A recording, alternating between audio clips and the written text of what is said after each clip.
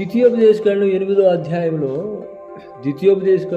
అధ్యాయంలో ఇశ్రాయేలీయులకు విధేయత నేర్పించడానికి చూడండి. 8వ అధ్యాయము 1వ వచనం, మీరు బ్రతికి అభివృద్ధి నంది యెహోవా మీ పితరులతో ప్రమాణం చేసిన దేశమునకు పోయి దాన్ని స్వాధీనపరుచుకున్నట్లు నేడు నేను నీకు ఆజ్ఞాపించిన ఆజ్ఞలన్నిటినీ అనుసరించి నడుచుకొనవలెను.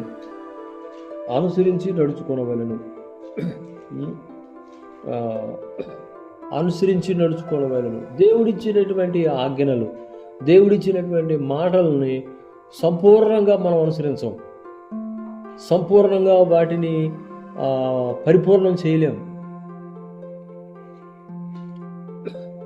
అందుకనే దేవుడు మనలను సమృద్ధిగా ఆశీర్వదించలేడు.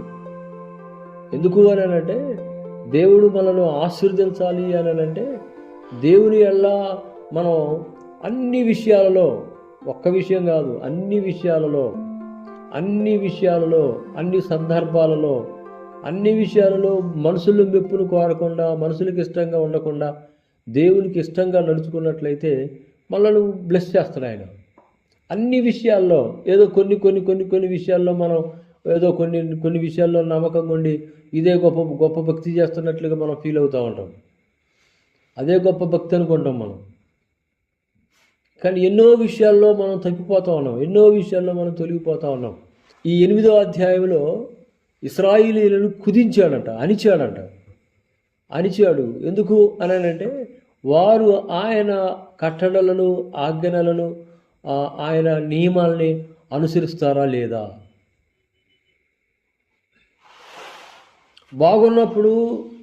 బాగున్నప్పుడు మనం బాగా దేవుణ్ణి నిండు మనసుతో, నిండు హృదయంతో మనం ప్రేమిస్తూ ఉండొచ్చు.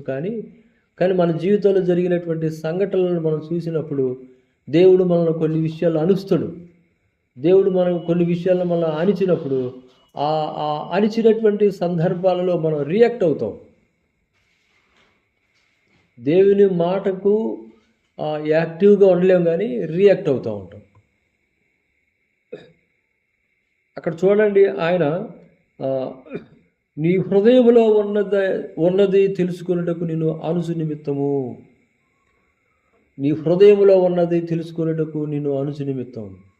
కొన్ని సందర్భాల్లో మన నిజమైనటువంటి భక్తి బయటపడాలంటే దేవుడు అణిస్తేనే, అణిచినప్పుడే భక్తి బయటపడుతుంది. లేమిలోనో, రోగంలోనో, అవమానంలోనో, నిందలోనో, బాధలోనో, కష్టంలోనో, ఏదో ఒక విషయంలో, దేని ద్వారానో దేవుడు మనల్ని అణిచినప్పుడు, దేవుడు మనల్ని ఆ విషయంలో మనల్ని తగ్గించినప్పుడు మన హృదయంలో ఉన్నది బయటపడుతుంది. మన హృదయంలో ఉన్న దాని ప్రకారంగా మనం నడవటానికి చూస్తూ ఉంటాం. అణిచినప్పుడు మనం విధేయత చూపుతామా? అణిచినప్పుడు మనం లోబడతామా? అణిచినప్పుడు మనం దేవునికి అన్ని విషయాల్లో సరెండర్ అవుతామా? అన్ని విషయాల్లో మనం ఆయనకు లోబడగలమా? అన్ని విషయాల్లో మనం ఆయన మాటను పరిపూర్ణంగా మనం పాటించగలమా? ఇక్కడ చూడండి, దేవుడు వారిని పరీక్షించినప్పుడు అనేక విషయాల్లో పరీక్షిస్తూ వచ్చాడు. అనేక విషయాల్లో వాళ్ళకి ఆకలి కలుగు చేశాడంట. ఆహారం లేకుండా ఆకలి కలుగు చేశాడంట. దాహం అయ్యేటట్లు చేశాడు, ఆకలి కలుగు చేశాడు. అనేక విధాలుగా దేవుడు వారిని పరీక్షిస్తూ వచ్చాడు. సంఖ్యాకాండం 14వ అధ్యాయంలో మనం చూస్తాం కదా, 14వ అధ్యాయం 22వ వచనంలో, మీరు ఈ 10 మారులు నా మాట వినక. 14వ అధ్యాయము 22వ వచనం, నేను ఐగుప్తులోను అరణ్యములో చేసిన సూచక్రియలను, నా మహిమను చూసిన ఈ మనుషులందరూ ఈ 10 మారులు నా మాట వినక. ఇప్పుడు ఆహారం లేకుండా చేశాడు. చూడండి ఎంత సనిగారో. ఆయన మనల్ని ఎందుకు ఈ అరణ్యంలో ఆకలితో చంపడానికి మనల్ని తీసుకొచ్చాడు అని. నీళ్ళు లేకుండా చేశాడు. చూడండి మనల్ని ఇలాగా ఈ దాహంతో చచ్చిపోయేటట్లుగా మనల్ని చేశాడు అని. శత్రువులను బూసుగా చూపించాడు. శత్రువులు చూసి భయపడి ఐగుప్తులో సమాధులు లేవు అని చెప్పేసి ఇక్కడ మనల్ని పాతిపెట్టడానికి దేవుడు తీసుకొచ్చాడా అని. ఎన్నో పర్యాయాలు దేవుడు వారిని అణుస్తున్నప్పుడు, దేవుడు వారిని పరీక్షిస్తున్నప్పుడు వారు ఆ పరీక్షలలో వారు నెగ్గలేకపోయారు. ఆ పరీక్షలలో వారు నిలబడలేకపోయారు. ఈ 6,00,000 మంది బయలుదేరినటువంటి కాల్బలంలో యె యెహోషువ యెహోషువను, కాలేబు కూడా ఇద్దరున్నారు కదా! ఈ 10 మారులు ఈ పి ఈ ఈ లక్షలాది మందితో వీరు కూడా అణిచినప్పుడు వీరు కూడా అణిగిపోయారు కదా! మరి వీళ్ళు ఎందుకు రియాక్ట్ కాలేకపోయారు? యెహోషువ గాని, కాలేబు గాని ఎందుకు రియాక్ట్ కాలేకపోయారు? ఎందుకు వ్యతిరేకంగా వాళ్ళు నడవలేకపోయారు? వ్యతిరేకంగా మాట్లాడలేకపోయారే వాళ్ళు? అందరు ఆ సమాజంలో వీళ్ళు కూడా ఉన్నారు కదా! కాలేబు ఉన్నారు, యెహోషువ కూడా ఉన్నారు. కాలేబు, యెహోషువలు ఈ ఐగుప్తులో నుండి బయలుదేరినటువంటి 6,00,000 కాల్బలంలో లేకపోతే ఆ ఇశ్రాయేలీయుల సమాజంలో వీళ్ళు కూడా ఉన్నారు. వీళ్ళు కూడా వారితో పాటు అరణ్యంలో నడుస్తున్నారు. వీళ్ళకేమో సపరేట్‌గా భోజనాలు గాని, సపరేట్‌గా శ్రమలు లేనటువంటి లేతే బాధలు లేనటువంటి మార్గంలో వీళ్ళేమో నడిపించబడలేదు. వారితో కూడా నడుస్తున్నారు. వారితో కూడా నడుస్తున్నారు. వారికొచ్చినటువంటి ఆ శ్రమలు, వారికొచ్చిన శోధనలే వీరికి కూడా వచ్చినియి. వాళ్ళెందుకు రియాక్ట్ అయ్యారు? వీళ్ళెందుకు రియాక్ట్ కాలేదు? అక్కడ ఏమున్నది? 22వ వచనంలో నా మాట వినక ఈ 10 సార్లు నన్ను శోధించారు. నా మాట వినలేదు. ఈ 10 టైమ్స్ ఈ 10 సార్లు 10 భయంకరమైనటువంటి శోధనల మధ్యలో మరి కాలేబు ఎందుకని సమాజంలో ఉండి అతను కూడా చెడిపోలేదు? అందరితో పాటు మరి వాళ్ళెందుకు పడిపోలేదు? వారెందుకు ఆయన మాట వినకుండా ముందుకు సాగారు? వారెందుకు దేవుని మాట విషయంలో, దేవుని ఆజ్ఞల విషయంలో అంత హానర్ చేశారు, గౌరవించారు?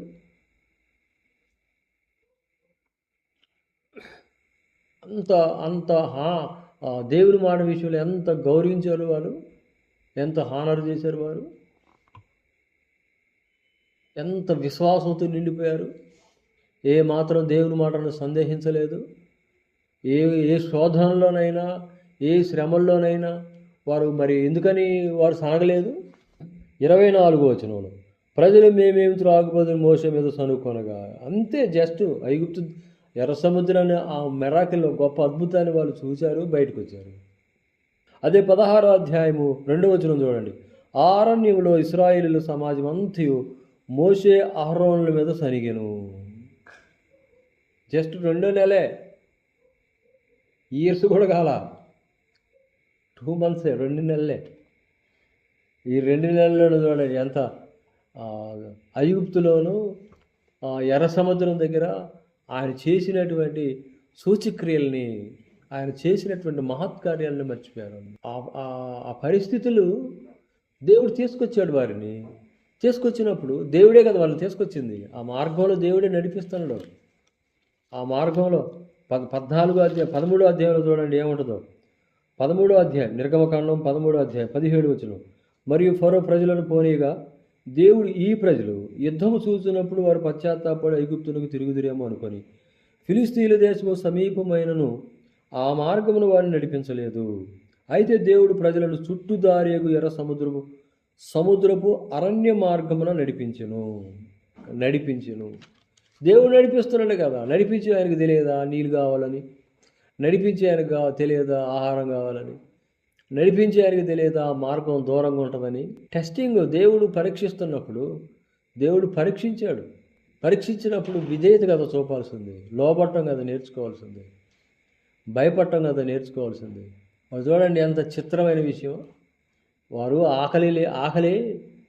ఆకలి అంటే ఐగుప్తులో వారు ఎన్ని సందర్భాలలో వారు ఆహారం లేకుండా బాధపడి ఉంటారు.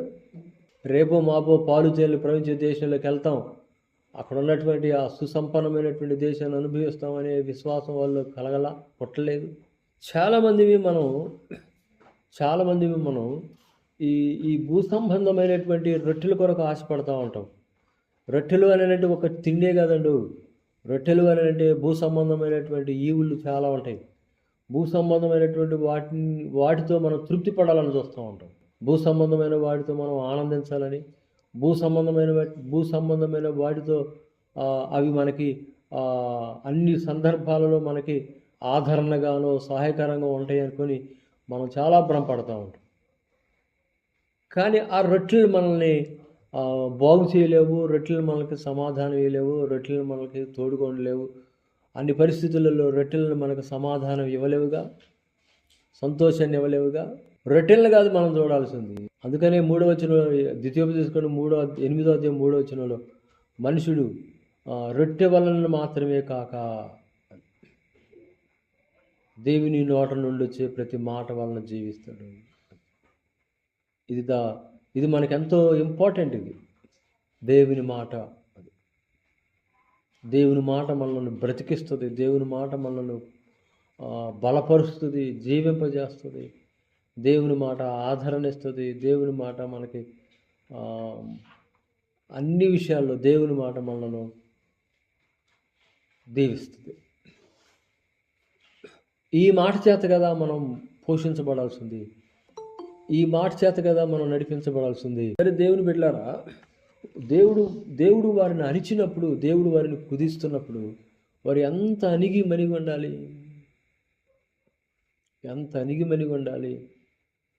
శ్రమలు కలిగినప్పుడు బాధలు కలిగినప్పుడు అలుగుతామా, పారిపోతామా? హాగర్ అలాగనే పారిపోయింది కదా. ఏం చెప్పాడు దేవుడు? ఇదిగో మరలా నువ్వు తిరిగి వెళ్ళు, నీ యజమానురాల దగ్గరికి వెళ్ళి అణిగిమణిగుండు అన్నాడు. తిరిగి వెళ్ళు అన్నాడు. హింస పెడుతుందని కదా పారిపోయింది ఆమె, కష్టపెడుతుందని కదా పారిపోయింది ఆమె. నువ్వు వెళ్ళిపో, అక్కడికి వెళ్ళిపో. దేవుని మాటను విడిచిపెట్టి ఎంత దూరం పారిపోతాం మనం? సరే దేవుని బిడ్డలారా, దేవుడు మనను పరీక్షిస్తున్నప్పుడు అన్ని సందర్భాల్లో 10 times వారిని దేవుడు పరీక్షించాడు. ఈ 10 పర్యాయాలు యెహోషువ కానీ కాలేబు కానీ ఎక్కడ దేవుని మీద సరిగినట్లుగా కనపడతాం, ఎక్కడ దేవుని మీద గొనిగినట్లుగా కనపడతాం. ఏ విషయంలో కూడా వారు అవిధేయత చూపినట్లుగా కనపడదు. కానీ వాళ్ళు ఎక్కడ కూడా ఆ సమాజంతో కలిసి దేవుని మీద సనగలేదు. చూడండి, ఆ సమాజానికి, ఆ అవిశ్వాసులైనటువంటి సమాజానికి, కృతజ్ఞత లేని సమాజానికి, ఆ దేవుని మీద గౌరవం లేని సమాజానికి, దేవుని మీద ప్రేమ లేని సమాజానికి, వాళ్ళకంటే పెద్ద వయసు కలిగిన వాళ్ళు ఉండొచ్చు, లేకపోతే వాళ్ళకంటే చిన్న వయసు కలిగిన వాళ్ళు ఉండొచ్చు, వాళ్ళకంటే ఇంకా మంచి అనుభవం కలిగిన వాళ్ళు ఉండొచ్చు. దేవునిగా గుర్తించి గణపరచలేనటువంటి ఆ సమాజానికి, అలాంటి భక్తిహీన సమాజానికి ఎంత దూరంగా ఉండాలో చూడండి. మనం చూడండి, విశ్వాసులు అని చెప్పుకుంటాం, కానీ మన సమాజం ఎటువంటి సమాజంతో మనం కలిసి ఉంటాం?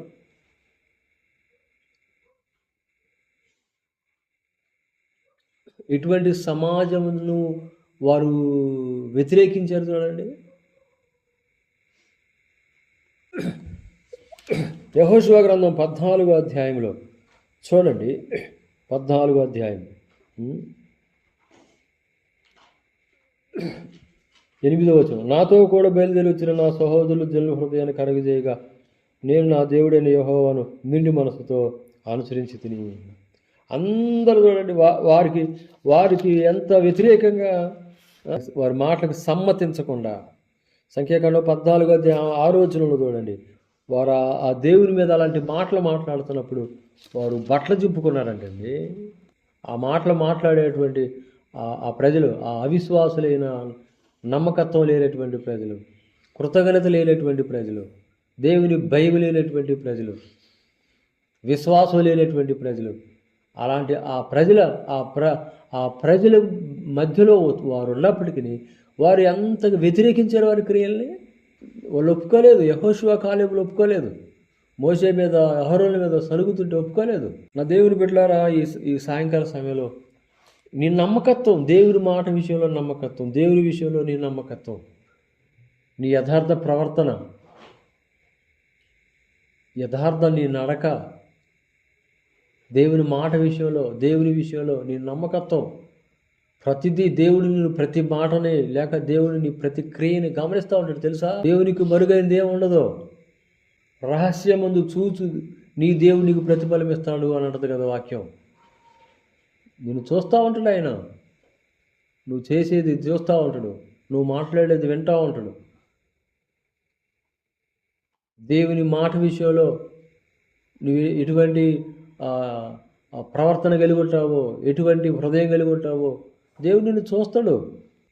ఉట్టికే రాదు ఆశీర్వాదం.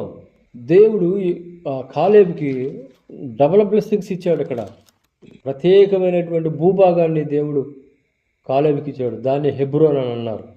ఈ హెబ్రోన్ భూభాగాన్ని దేవుడు కాలేబుకి ఇచ్చాడు. అతని సంతతికి, అతని గోత్రానికి వేరే స్వాస్థ్యాలు ఇచ్చాడు. కానీ కాలేబుకి ఇచ్చినటువంటి ఆ స్పెషల్ గిఫ్ట్ అది. దేవుని విషయంలో అతను కనపరిచినటువంటి నమ్మకత్వం. యెహోషువ దగ్గరికి వచ్చి చూడండి ఎంత చక్కగా మాట్లాడుతున్నాడు. యెహోషువ దగ్గరికి వచ్చి ఎంత చక్కగా మాట్లాడుతున్నాడు. నీ గురించి, నా గురించి మోషే చెప్పిన మాటను విరుగుదు కదా. దేవుని మాట విషయంలో మన నడత, దేవుని విషయంలో మన ప్రవర్తన ఒకసారి మనం పరీక్ష చేసుకోవాలి. అది పరిశీలన చేసుకోవాలి. అది వంకర టెంకరగా నడవటం, అడ్డదిడ్డంగా నడవటం, వ్యతిరేకంగా నడవటం, అది మనకి కీడే తీసుకొస్తుంది. ఏ విషయంలో కానీ, ఏ విషయంలోనైనా సరే మనం దేవుని మెప్పు పొందే వారంగా ఉండాలి. మనం అది ఇప్పటి వరకు మన ప్రవర్తన వేరుగా ఉందేమో కానీ ఈ రాత్రి ప్రభు పాదాల మీద పడదాం. ప్రభువా, యెహోషువ, కాలేబు లాంటి ఆ గుండెని, ఆ హృదయాన్ని మాకు అటు నమ్మకమైనటువంటి జీవితాలు మాకు దయచేయను ఆయన. నీ ఎదుట నమ్మకం కలిగి అన్ని సందర్భాలలో ఏ విషయాల్లో మమ్మల్ని పరీక్షిస్తున్నప్పటికీ, ఏ విషయాల్లో మమ్మల్ని ఆనిస్తున్నప్పటికీ, కుదిస్తున్నప్పటికీ, తగ్గిస్తున్నప్పటికీ దీనులంగా నీ కొరకు కనిపెట్టుకోవటానికి, నీ బలిష్టమైన రెక్కల కింద మేము దీనులంగా ఉండటానికి మాకు నేర్పించయ్యా అని వేడుకుందాం.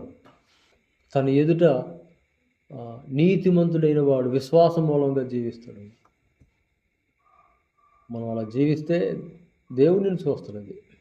కాలేబును చూసి రెండంతలుగా ఆశీర్వదించినటువంటి దేవుడు మనల్ని కూడా చూసి మనల్ని కూడా ఆశీర్వదిస్తాడు. ఆశీర్వదించేంత వరకు అడ్డదారులు దొక్కకూడదులే, కానీ ఆయన కోసం కనిపెట్టుకొని ఆయన వెంబడించాలి.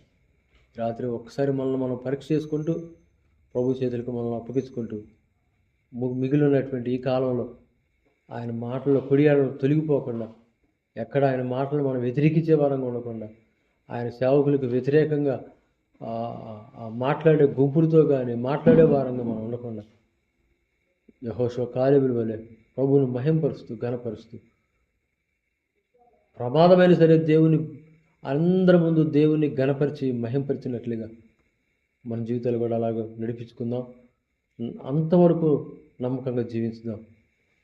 తగిన సమయంలో దేవుడు మనల్ని లేవనెత్తుతాడు, హెచ్చిస్తాడు. ఆ కృప పరిశుద్ధాత్మ దేవుడు మనకు దయచేయను గాక. చిన్న ప్రార్థన చేసుకుందాం. Thank you lord. ఓ తండ్రి నీకు వందనాలయ్యా. దయగలిగిన తండ్రి మీకు వందనాలయ్యా. ఈ బిడ్డలను దర్శించండి నాయన. ఓ దేవా, ఈ బిడ్డలను దర్శించండి నాయన. ప్రతి విషయంలో సనిగే వాళ్ళంగా, గొనిగే వాళ్ళంగా ఉంటున్నావు నాయన. ఓ నువ్వు మమ్మల్ని అణిచినప్పుడు, కుదిస్తున్నప్పుడు, ఓ ప్రభువా, మా భక్తి బయటపడేదిగా ఉంటుంది నాయన. ఓ దేవా మమ్మల్ని దాటిపోవద్దు, మమ్మల్ని కనికరించండి. ఓ దేవా, మమ్మల్ని దాటిపోవద్దయ్యా. మమ్మల్ని కనికరించయ్యా. కనికరించు స్వామి, మీకు వందనాలు.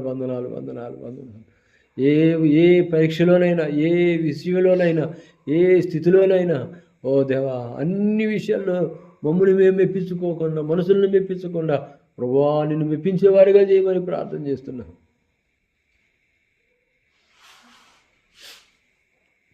కాలేబు గురించి ఇచ్చిన ఆ స్టేట్మెంట్ మా గురించి కూడా మీరు ఇచ్చేటట్లుగా మా జీవితాలు అలా ఉండటానికి సహాయం చేయండి.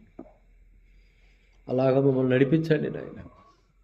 వంకర టెంకర్లతో కూడినటువంటి మా మాటలు, ఓ దేవా, వంకర టెంకర్లతో కూడినటువంటి మా ప్రవర్తనను కడగండి నాయన. మా మాటలు కూడా వంకర టెంకర్లుగా ఉంటాయి నాయన, యథార్థంగా ఉండవు, కరెక్ట్గా ఉండవయ్యా. ఓ దేవా, వంకర టెంకర్లతో కూడిన మాటలు మా నుండి దూరం చేయండి నాయన.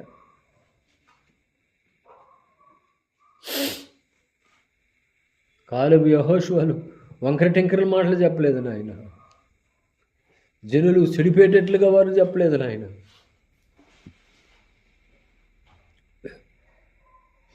కాలేబు, యెహోషువలతో కూడా వెళ్ళినటువంటి వేగులు వారు జనులు హృదయాన్ని కరగజేశారని ఓ దేవా దేవా చూడని వాటిని ఉన్నట్టుగానే చెప్తూ ఓ దేవాల్లో భయాలు నింపి విశ్వాసులను తొలగించినట్లుగా ఓ ప్రభువా మా మాటలు కూడా అనేకుల్ని కూల్చేయగా ఉండకూడదు నాయన, అనేకుల్ని అధైర్యపరిచేయగా ఉండకూడదు, అనేకుల్ని వెనకని త్రోసివేసేయగా ఉండకూడదు నాయన.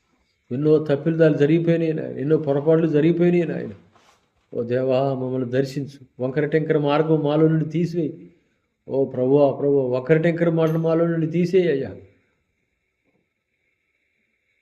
యథార్థంగా మాట్లాడటానికి, సత్యమే మాట్లాడటానికి మాకు నేర్పించు నాయన. అంతరంగంలో సత్యం కోరుతున్నావు కదయ్యా, సత్యంతో కూడినటువంటి హృదయం మాకు దయచేయి, సత్యంతో కూడిన మాటలు మాకు దయచేయి. కపటపు నడత వేషధారణ మాలను తొలగించండి నాయన.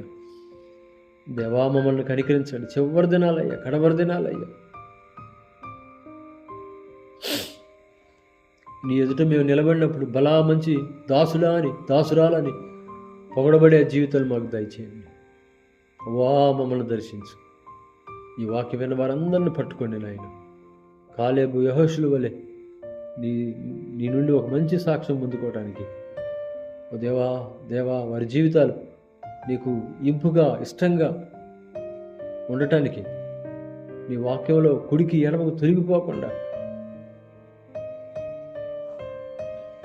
సూటి అయినటువంటి నీ మార్గంలో, నీ సత్య మార్గంలో నడుచుకోవడానికి, అణిచినప్పుడు కుదించినప్పుడు సనక్క గొనక్క దేవా ద్వేషించే వారంగా ఉండకుండా ఏ పరిస్థితుల్లోనైనా సరే నిన్ను మహింపరిచి గణపరిచే వారంగా మేము ఉండటానికి సహాయం చేయి. ఈ వాక్యం మా వెనుకళ్ళు దీవించు. దూరం మీ సన్నిధి కొరకు అందరం స్తోత్రం చెల్లిస్తూ స్తుతిస్తూ ఈ దినాశీర్వాదాలతో మమ్మల్ని నింపండి. కలుసుకునేంత వరకు నీ కృప మాతో ఉంచి నడిపించండి. సమస్త మహిమ మీకే ఆరోపిస్తూ స్తుతిస్తూ యేసు నామములో ప్రార్థించి స్తుతించి వేడుచున్నాము తండ్రి, ఆమేన్. యేసు రక్తమే జయం, శిలువ రక్తమే జయం, అపవాది క్రియలకు అనంత నాశనం. ప్రభు యేసు నామమునికి సంపూర్ణ జయం కలుగును గాక. మన తండ్రి అయిన దేవుని ప్రేమయు, కుమారుడు రక్షకుడైన యేసుక్రీస్తు వారి యొక్క కృపయు, పరిశుద్ధాత్మ దేవుని అన్యోన్య సహవాసము సమాధానం మనకి నేను లోకంలో సకల పరిస్థితులకు మరి ముఖ్యంగా ఈ వాక్యం విన్న బిడ్డలందరికీ తోడై నడిపించును గాక. ఆమెన్.